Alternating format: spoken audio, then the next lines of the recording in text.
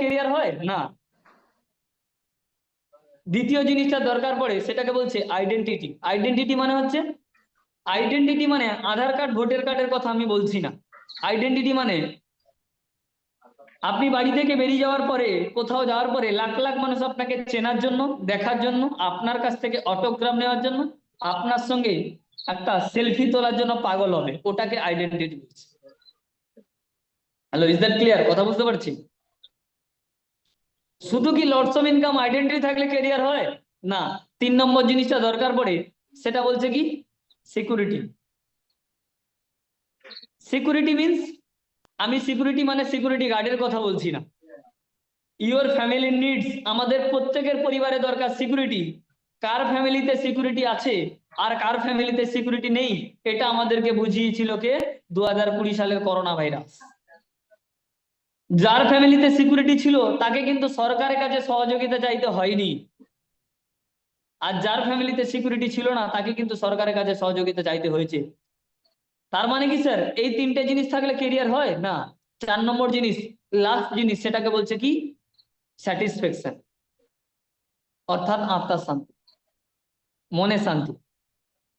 আমাদের প্যারেন্টস না আমাদেরকে প্রতিনিয়ত একটা জিনিসই শিখেছে, বাবু যাই কাজ করো না কেন সেখানে যেন শান্তি থাকে। যেখানে শান্তি নেই সেখানে ক্যারিয়ার, হ্যাঁ কি না? আর ক্যারিয়ার বলছে এই 4টে জিনিস। এই 4টে জিনিসের মধ্যে একটা জিনিস অভাব থাকলে আপনি বলতে পারবেন না আপনার কাছে ক্যারিয়ারটা রয়েছে। কোশ্চেন ইজ দ্যাট পৃথিবীর বুকে প্রত্যেকটা মানুষ দৌড়াচ্ছে ক্যারিয়ারটা বানানোর জন্য, কিন্তু কেন তার মধ্যে একদল মানুষ ক্যারিয়ারটা বানাতে পারছে আর একদল মানুষ ক্যারিয়ারটা বানাতে পারছে না? একদল মানুষ ক্যারিয়ার যারা বানাতে পারে তারা অলওয়েজ দৌড়াচ্ছে প্ল্যাটফর্মের পেছনে, সঠিক একটা প্ল্যাটফর্ম। আর যারা ক্যারিয়ারটা বানাতে পারছে না তারা অলওয়েজ দৌড়াচ্ছে একটা পেটের জন্য। প্ল্যাটফর্ম মিন্স, আমি এখানে প্ল্যাটফর্ম বলতে চাইছি হাওড়া হুগলি বা শিয়ালদা প্ল্যাটফর্মের কথা না। আমি প্ল্যাটফর্ম বলতে চাইছি কি যেই যার দ্বারা আপনি এই 4টে জিনিসকে পেতে পারবেন। তবে উদাহরণস্বরূপ যদি বলা যায়, চাঁদে যেতে গেলে রকেটের দরকার পড়ে, মোটর সাইকেল নিয়ে যেমন চাঁদে যাওয়া যায় না, ঠিক একইভাবে এই 4টে জিনিস পাওয়ার জন্য সঠিক একটা প্ল্যাটফর্মের দরকার পড়ে। ভুল প্ল্যাটফর্মে এই 4টে জিনিস পাওয়া যায় না। তবে সৃষ্টিকর্তা জন্ম দেওয়ার সঙ্গে সঙ্গে আমাদের কাছে প্ল্যাটফর্ম বলতে 3টে প্ল্যাটফর্মই পাঠিয়েছে। প্রথমটা বলছে জব, দ্বিতীয়টা বলছে বিজনেস, আর তৃতীয়টা বলছে গড গিফটেড ট্যালেন্ট, অর্থাৎ স্বর্গীয় দান।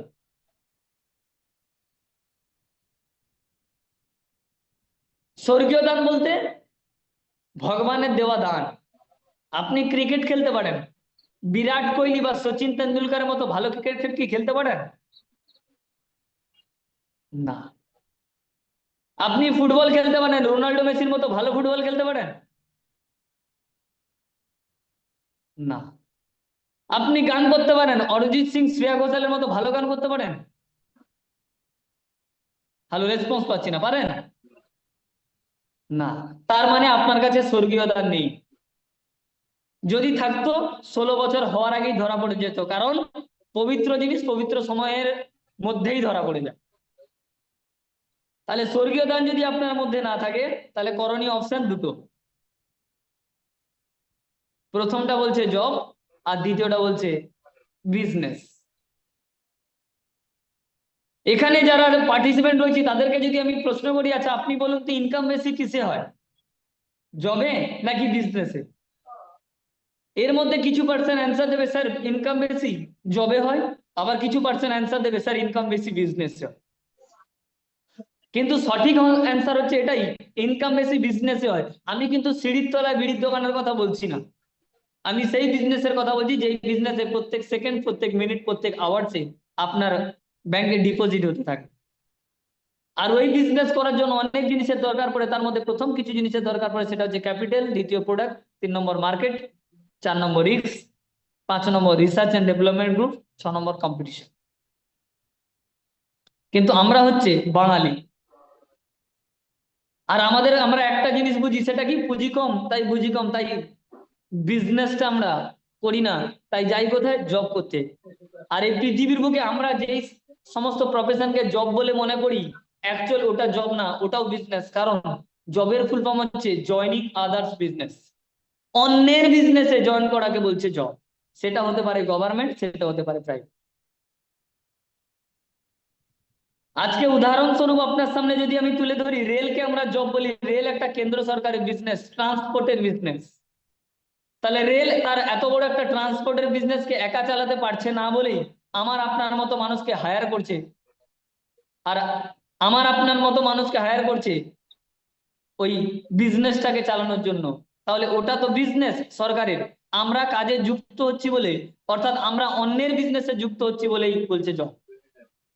তাহলে জবের ফুল ফর্ম হচ্ছে জয়নিং আদার্স বিজনেস, অন্যের বিজনেসে যুক্ত হওয়াকে বলছে জব। সেটা দেখে নি রেল, জিও, আজকে টাটা, হোয়াট এভার, অ্যামাজন, মেসো, আপনি যাই দেখে নেবেন না, যেই সমস্ত প্রফেশনকে আমরা জব বলে মনে করি প্রত্যেকটাই বিজনেস। আর আমরা জব বলে মনে করি কেন?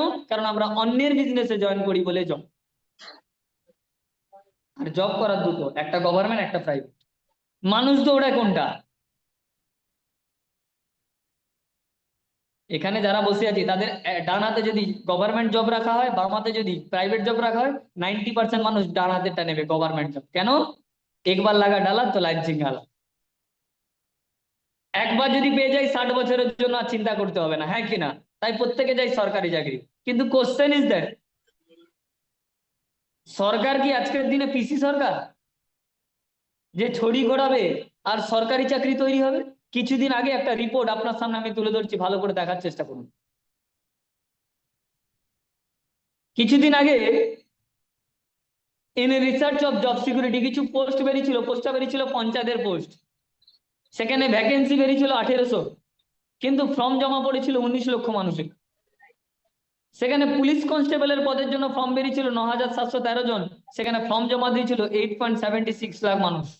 জঙ্গলের গার্ডের জন্য ফর্ম বেরিয়েছিল 334 জন, সেখানে অ্যাপ্লিকেশন করেছে 8.84 লাখ মানুষ। তাহলে টোটাল যদি ভ্যাকেন্সি বলা যায় 12,206 জন সিট বেরিয়েছিল, কিন্তু ওখানে অ্যাপ্লিকেশন জমা দিয়েছে 337.7 লাখ মানুষ। একটা সময় ছিল 2000 মানুষ অ্যাপ্লিকেশন জমা দিলে 1000 মানুষকে চাকরিতে নেওয়া হতো। কেন? চাকরির পরিমাণ বেশি ছিল, মানুষের পরিমাণ কম ছিল, হ্যাঁ কি না? কিন্তু আজকে এমন একটা সময় এসছে, 2000 মানুষ যদি অ্যাপ্লিকেশন জমা দেয়, সেখানে সিট সংখ্যা মাত্র 2টো। তাহলে হাজারে মানুষকে কম্পিটিশন করতে হচ্ছে, লাখে মানুষকে কম্পিটিশন করতে হচ্ছে, হ্যাঁ কি না? কোটিতে মানুষকে কম্পিটিশন করতে হচ্ছে। যখন একটা ছেলে বা একটা মেয়ে সরকারি চাকরির কম্পিটিশনে, এই সমস্ত সরকারি চাকরির লড়াইতে যখন লড়ে উঠতে পারে না, তাকে কোথাও একটা কাজে যেতে হয়। ফর এক্সাম্পল, এই ভদ্রমহিলা যার নাম হচ্ছে স্বর্ণালী, ইতিহাসে গোল্ড মেডেলিস্ট, এনআরএস হসপিটালে ডোম পদে চাকরি করছে শিবপুরের স্বর্ণালী। এখানে কতজন জানি যে একটা গোল্ড মেডেল কাকে দেওয়া হয়? কতজন জানি? এটা সন্দেহ রয়েছে। আমি বলে দিচ্ছি, শোনার চেষ্টা করুন। কিছু কেজি স্কুল নিয়ে তৈরি হয়, কিছু প্রাইমারি স্কুল,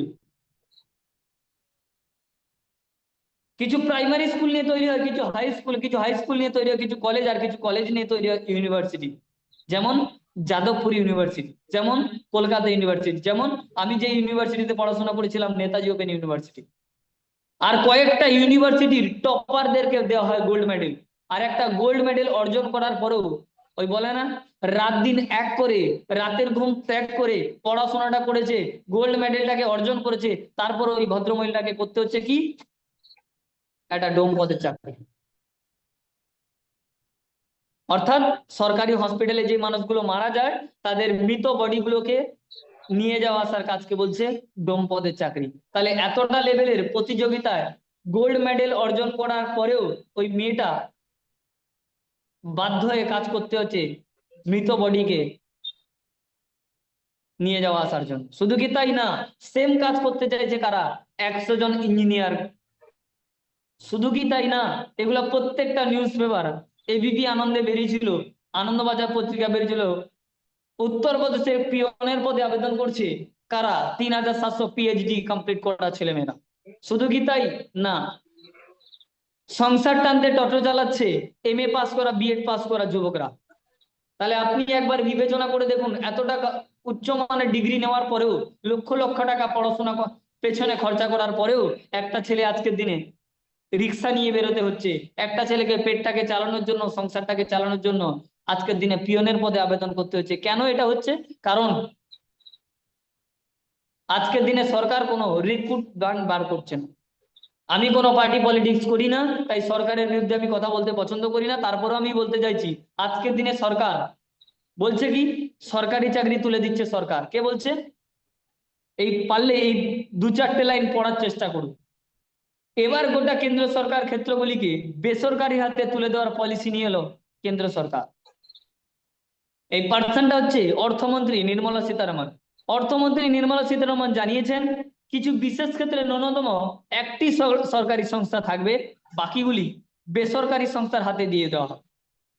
এই বিশেষ ক্ষেত্রগুলি নামের তালিকার পরে ঘোষণা করা হবে। তবে বিশেষজ্ঞরা মনে করছেন এই ঘোষণার ফলে 100%-এর মধ্যে 99% সরকারি চাকরির আর কোনো অস্তিত্বই থাকবে না, সমস্ত কিছু বেসরকারি হাতে তুলে দেওয়া হবে। তার মানে এবার আপনার সরকারি চাকরিটা পাওয়ার জন্য অপশন, আপনাকে কোনো পলিটিক্যাল সোর্স থাকতে হবে, আদারওয়াইজ টেবিলের তলা দিয়ে লক্ষ টাকার বান্ডিল দিতে হবে, তাহলে আপনি সরকারি চাকরি পাবেন, আদারওয়াইজ পাবেন না। যখন সরকারি চাকরি পাবেন না তখন করার জন্য একটাই অপশন, সেটা হচ্ছে প্রাইভেট সেক্টর। কিন্তু আমি কিছু মানুষকে হ্যালো ফোকাস দেওয়ার চেষ্টা করবো সাবজেক্টে, কারণ রেকর্ড মোডে রয়েছে। আমি কিছু পার্সনকে দেখি তারা লক্ষ লক্ষ টাকা, কোটি কোটি টাকা ইনভেস্টমেন্ট করে নিজের শিক্ষার পেছনে, আর একটাই ভাবে যদি সরকারি চাকরিটা পাওয়া যায়। আমি আপনার থট প্রসেসকে নেগেটিভ বলছি না বা নেগেটিভ দেখাচ্ছি না, একবার নিজেকে প্রশ্ন করে দেখবেন আপনার এলাকা থেকে কোনো স্কুল কলেজ তৈরি হচ্ছে, ইউনিভার্সিটি? না।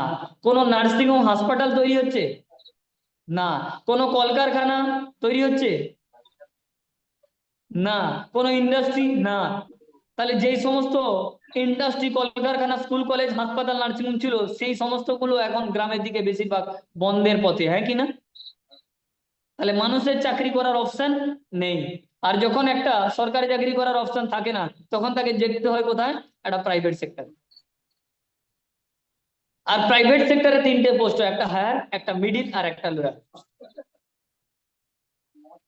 হায়ার পোস্টে কারা চান্স পায়? যারা আইআইটি আইআইএম এর মতো পড়াশোনা করে। আর আইআইটি আইএম এর মতো পড়াশোনা করার জন্য 2 থেকে 4 কোটি টাকার প্রয়োজন পড়ে, যেটা আমাদের ফ্যামিলি তে আমার প্যারেন্টসরা আমাদেরকে ওই টাকাটা আমাদের পেছনে ইনভেস্টমেন্ট করতে পারবে না শিক্ষাটাকে বাড়ানোর জন্য। আর যখন আমরা হায়ার পোস্টে হায়ার এডুকেশন নেওয়ার পরেও চান্স পাই না বা নিতে পারি না, তখন আসতে হয় আমাদের মিডল ম্যানেজমেন্ট পোস্ট, যেখানে লাগে 100% কোয়ালিটি। অধিকতর মানুষ জানি না হোয়াট ইজ 100% কোয়ালিটি, তাই পাই না, তাই আসি কোথায়? বাধ্য হয়ে প্রাইভেট কোম্পানি লোয়ার পোস্টে, যেখানে কাজ কি হয়? Call centre, sales, marketing, back office, front office, civic police, security guard, shopping mall, এই সমস্ত কাজ। হ্যালো, আমি কি কথাগুলো বোঝাতে পারছি? আপনি আপনার এলাকাতে দেখে নিন, এমন কোনো মানুষ দেখতে পারবেন না যিনি প্রাইভেট কোম্পানিতে 10,000 টাকা চাকরিতে ঢুকেছে, 5 বছর চাকরি করার পরে তার স্যালারি এখন 50,000 টাকা। দেখাতে পারবেন? না। 15,000 টাকা চাকরিতে ঢুকেছে, 5 বছর পরে চাকরি করার পরে তার স্যালারি এখন 1.5 লক্ষ টাকা। দেখাতে পারবেন? 20,000 টাকা চাকরিতে ঢুকেছে, 5 বছর চাকরি করার পর তার স্যালারি এখন 2 লক্ষ টাকা। দেখাতে পারবেন? সম্ভব না। কেন? ওটাকে বলছে প্রাইভেট সেক্টর, যেখানে 90% মানুষ আনসিকিউরিটিতে ভোগে। কেন? গতকাল আমি একটা ফেসবুকে নোটিফিকেশন পেয়েছিলাম, একটা কোম্পানি, ভারতবর্ষের অনেক বড় একটা কোম্পানি, রিলায়েন্স কোম্পানির নামে। উনি বলছে আমি 15 বছর ধরে চাকরি করছি। ওই পার্সনটা রিল ভিডিও ব্লগ বানাচ্ছে আর বলছে আমি 15 বছর ধরে চাকরি করছি, চাকরি করার পরে এখন চাকরি থেকে বার করে দেওয়া হয়েছে। কেন? কোম্পানিতে এআই এসে গেছে। কোম্পানিতে এআই আসার কারণে চাকরি থেকে ছাঁটাই করে দেওয়া হয়েছে। আর চাকরি থেকে ছাঁটাই করে দেওয়ার জন্য, আচ্ছা আমার চাকরি থেকে ছাঁটাই মানে আমার স্যালারি বন্ধ, কিন্তু আমার স্যালারিটা তো বন্ধ হয়ে গেল, খরচাটা কি বন্ধ হচ্ছে? তাহলে খরচা কি বন্ধ হবে? না, খরচা বন্ধ হবে।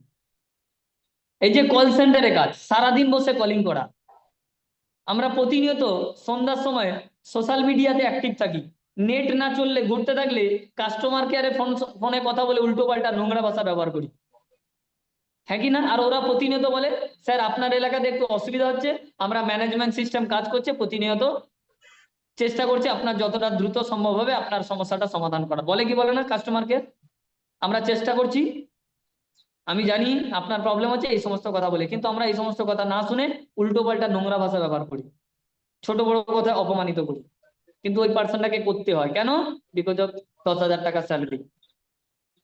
যদি উনি আপনাকে রেগে ছোট বড় কথা বলে দেয়, তাহলে উনাকে চাকরি থেকে ছাঁটাই করে দেওয়া হবে, কিন্তু উনার চাকরিতে ছাঁটাই করে দেওয়া হলো, উনার ইনকামটা কি বন্ধ হবে? মানে খরচাটা কি বন্ধ হবে? না, খরচাটা বন্ধ হবে না, খরচাটা প্রতিনিয়ত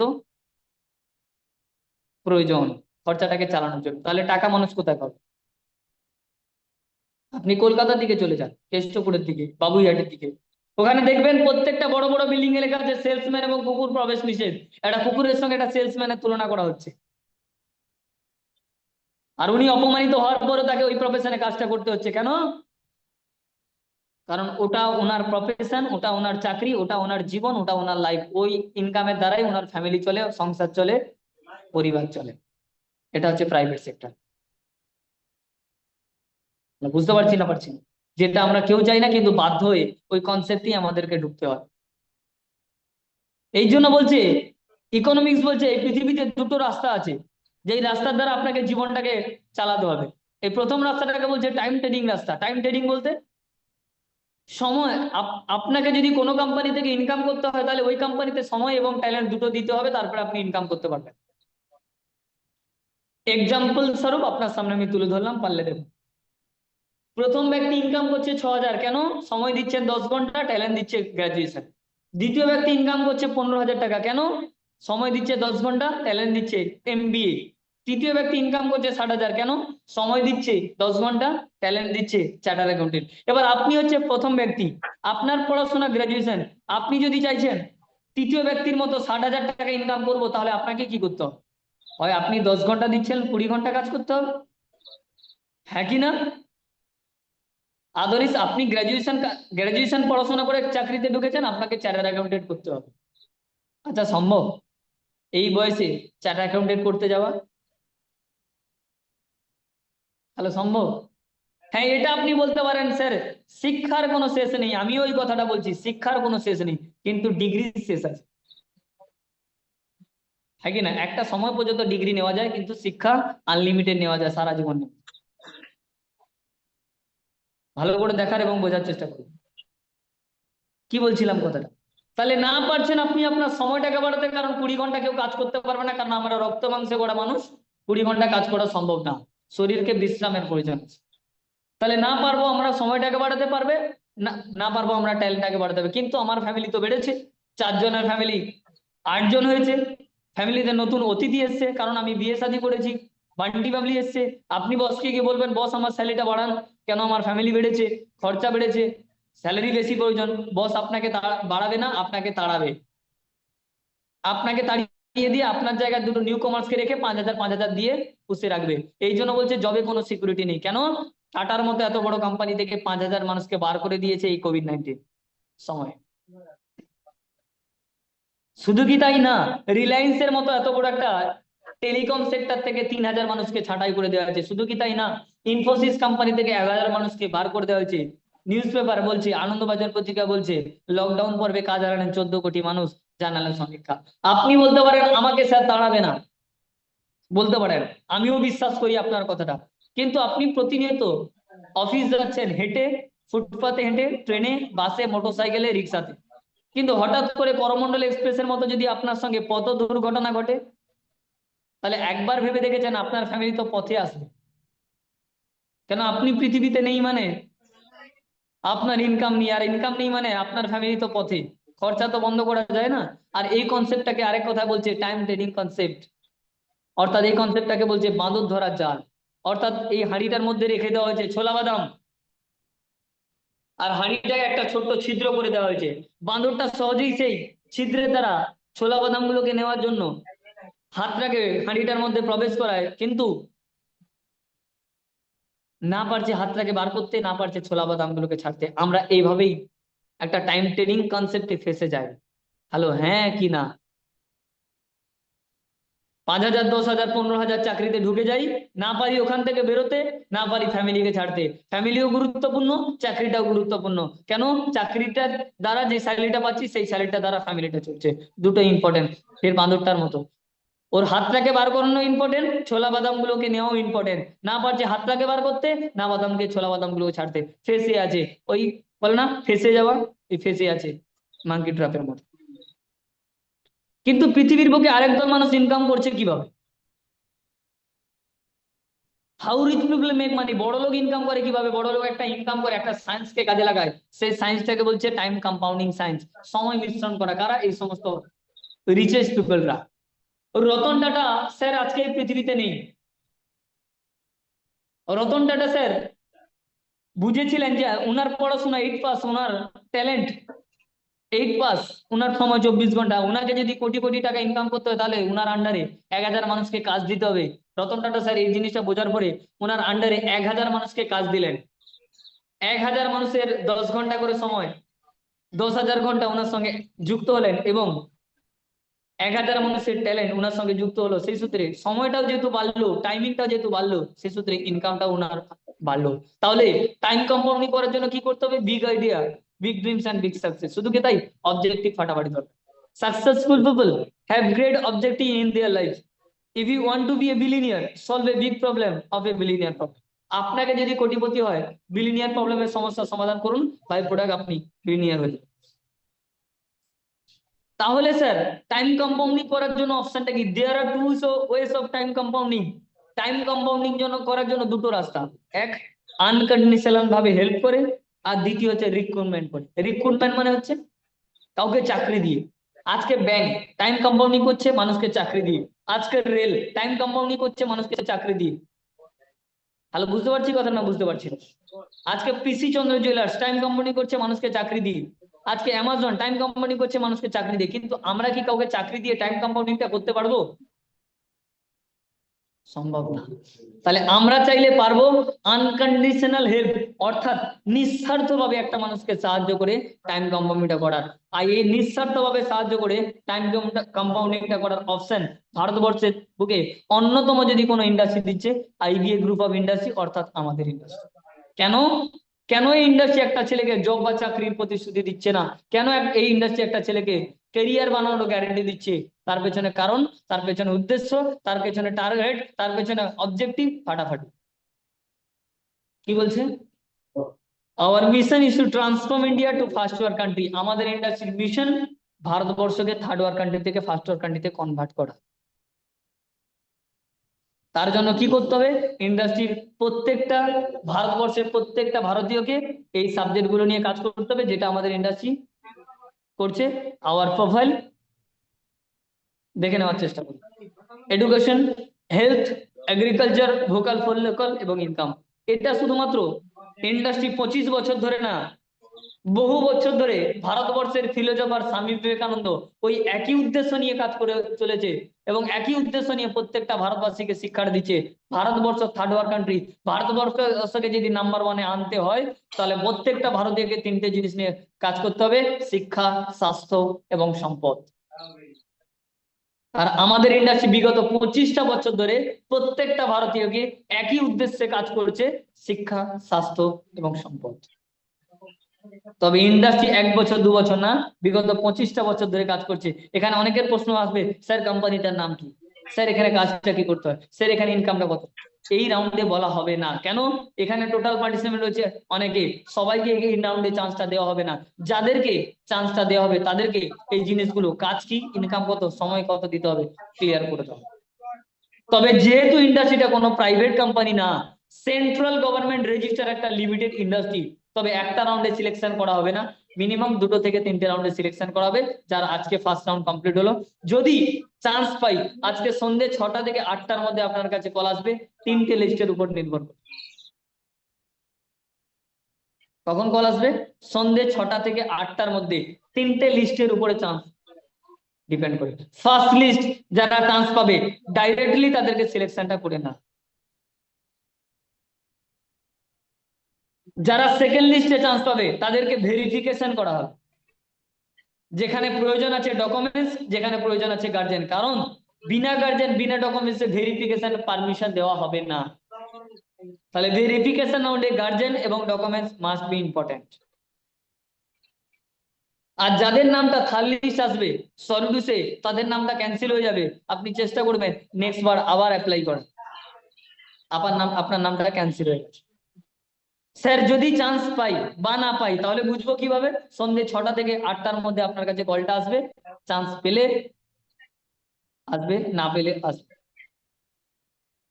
তবে ইন্ডাস্ট্রিটার বয়স 25 বছর। আমি এই ইন্ডাস্ট্রি, দেখুন ব্যাকগ্রাউন্ড সম্বন্ধে যদি বলা যায়, ইন্ডাস্ট্রি কি নাম বলবো। ইন্ডাস্ট্রি প্রথম যেটা দেয় লাইফ টাইমের পার্মানেন্সি, দ্বিতীয় জিনিস দেয় সিকিউরিটি, তৃতীয় জিনিস দেয় বোনাস সিস্টেম, 4 নম্বর জিনিস দেয় হেলথের গাইডলাইন্স, 5 নম্বর জিনিস দেয় বোনাস, 6 নম্বর জিনিস দেয় ভাউচার মানি, 7 নম্বর জিনিস দেয় রেকগনিশন, 8 নম্বর জিনিস দেয় ন্যাশনাল ট্যুর, ইন্টারন্যাশনাল ট্যুর। আমি এক কথা ইন্ডাস্ট্রিকে রসগোল্লা মনে করি। আমরা একটা গান শুনেছিলাম না, কলকাতা রসগোল্লা, আমি কলকাতা রসগোল্লা। এই ইন্ডাস্ট্রিটাও সেম। রসগোল্লা যেই দিক দিয়ে কামড়াবেন সেই দিক দিয়ে যেমন মিষ্টি লাগে, তেতো লাগে কি না, এই ইন্ডাস্ট্রিটাও সেম রসগোল্লার মতো। এই ইন্ডাস্ট্রির যেদিক দিয়ে রসগোল্লা, যেদিক দিয়ে দেখবেন সেদিক দিয়ে যেমন মিষ্টি লাগে, এই ইন্ডাস্ট্রিটাও সেম, যেদিক দিয়ে দেখবেন সেই দিক দিয়ে মিষ্টি। তবে যারা চান্স পাবে তারাই এই মিষ্টির স্বাদ উপভোগ করতে পারবে, যারা চান্স পাবে না তারা উপভোগ করতে পারবে না। তাহলে কারা চান্স পাবো? ইন্ডাস্ট্রির এক্সপার্ট স্যার ম্যাডামরা এখানে প্রত্যেকটা মুহূর্তে প্রত্যেকটা মুভমেন্ট আপনাদেরকে ফলো করেছে, দেখেছে। যারা যারা চান্স পাবে তাদের কাছে কলটা আসবে সন্ধ্যে 6টা থেকে 8টার মধ্যে, ফার্স্ট, সেকেন্ড এবং থার্ড লিস্ট। এবার কে কোন লিস্টে চান্স পাবে সেটা আমি বলতে পারবো না, সেটা এক্সপার্ট সিনিয়র স্যার ম্যাডাম দেবে। হ্যালো, ক্লিয়ার না? ক্লিয়ার না? তো আমার তরফ থেকে প্রত্যেকে উইশ অল দ্য বেস্ট। তবে হ্যাঁ, যারা সেকেন্ড রাউন্ডে চান্স পাবো, আজকের যে সাবজেক্টটা আমি দেখালাম এই সাবজেক্ট থেকে প্রশ্ন অ্যান্সার করা হবে। আর যারা যারা পারফেক্টলি অ্যান্সারটা কমপ্লিট করতে পারবে ইন্ডাস্ট্রি শুধুমাত্র তাদেরকে এই সুযোগটা দেবে, বাকিদেরকে নাম ক্যান্সেল হয়ে যাবে। তো যারা চান্স পাবে তাদের প্রত্যেকে আমার তরফ থেকে ওয়েলকাম এবং উইশ অল দ্য বেস্ট। আগে দেখুন আপনি লাকি নাকি আনলাকি, আগে দেখুন চান্সটা পাচ্ছেন নাকি পাচ্ছেন। তো আমার তরফ থেকে প্রত্যেকে wish all the best. Thank you all of, that's all this meeting. আজকের মিটিং এখানে সমাপ্ত। Okay, thank you.